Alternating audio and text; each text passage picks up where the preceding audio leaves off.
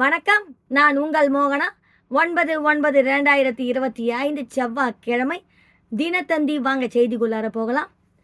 இதை பாருங்க, நேபாள நாடாளுமன்றத்தை போராட்டக்காரர்கள் முற்றுகையிட்டு கோஷமிடுவதையும் கட்டிடத்தில் இருந்த இரும்பு தடுப்பை அகற்றியதையும் படத்தில் காணலாம். இதை பாருங்க.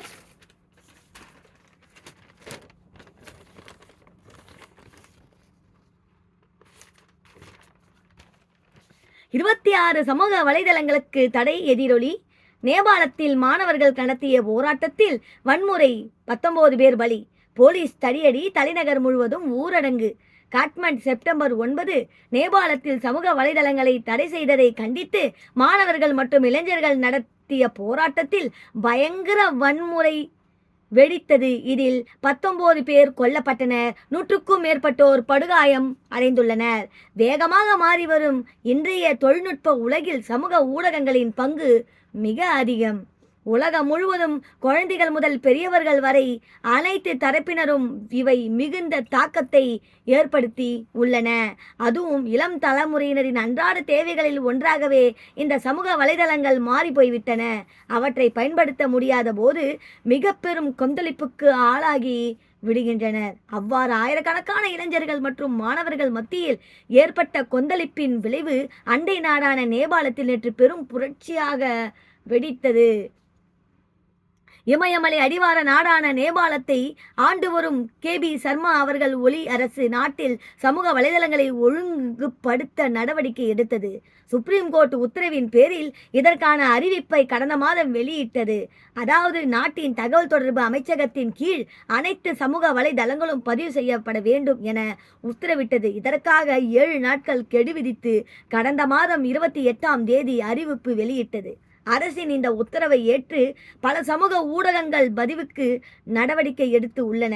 ஆனால் 26 சமூக ஊடக தளங்கள் இந்த பதிவை செய்யவில்லை. எனவே அந்த சமூக வலைதளங்களை கடந்த 4ஆம் தேதி நள்ளிரவு முதல் நேபாள அரசு அதை தடை செய்தது.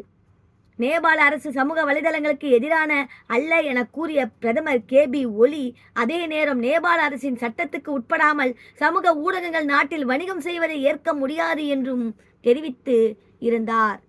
அதன்படி Facebook, WhatsApp, YouTube, X, Instagram உள்ளிட்ட முக்கிய சமூக வலைதளங்களை நாடு முழுவதும் தடை செய்யப்பட்டன.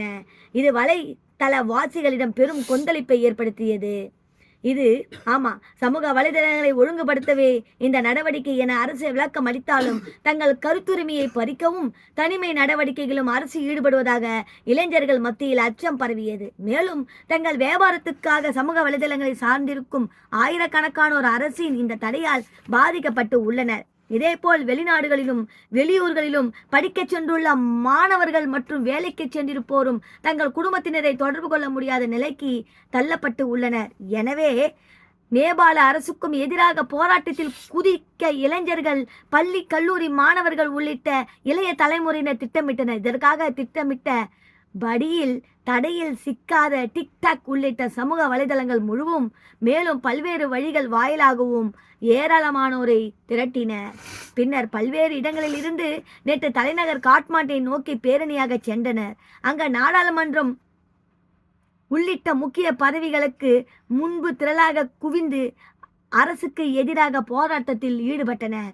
புதிய தலைமுறையை குறிக்கும் ஜென்சி என்ற பெயரிலான பதாகையை ஏந்தி கொண்டு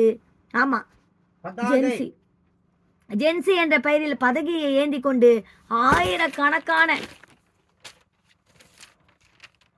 ஆயிரக்கணக்கான போராட்டக்காரர்கள் நாடாளுமன்றத்தை முற்றுகையிட்டு அரசுக்கு எதிராக கோஷங்கள் எழுப்பினர். இந்த பாருங்க,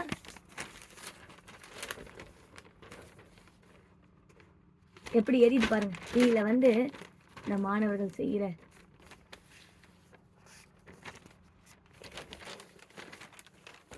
நேபாள தலைநகர் காட்மாண்டில் போராட்டக்காரர்கள் தீ வைத்ததில் கார் ஒன்று கொழுந்துவிட்டு எரியும் காட்சி. காரே இங்கே சுத்தமாக போயிடுச்சு நெருப்புல.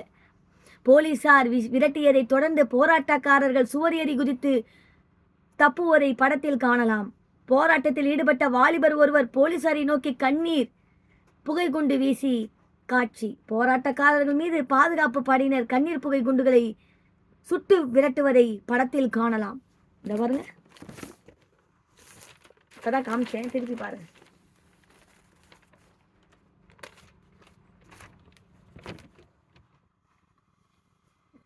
சமூக வலைதள தடையை நீக்க வலியுறுத்தி அவர்கள் ஆளும் தலைவர்களின் ஊழலையும் எதிர்த்து கோஷங்கள் எழுப்பினர்.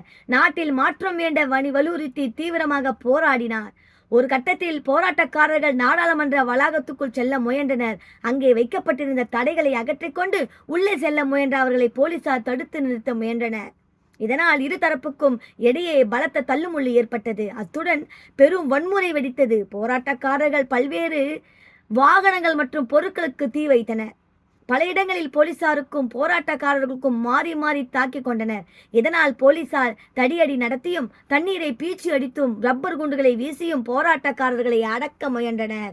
ஆனால் நிலைமை கைமீறி போகவே வன்முறையாளர்கள் மீது போலீசார் துப்பாக்கி சூடு நடத்தினர். அவர் என்ன பண்ணுவாங்க, அந்த டைரக்டா துப்பாக்கி சூடு பண்ணிட்டாங்க.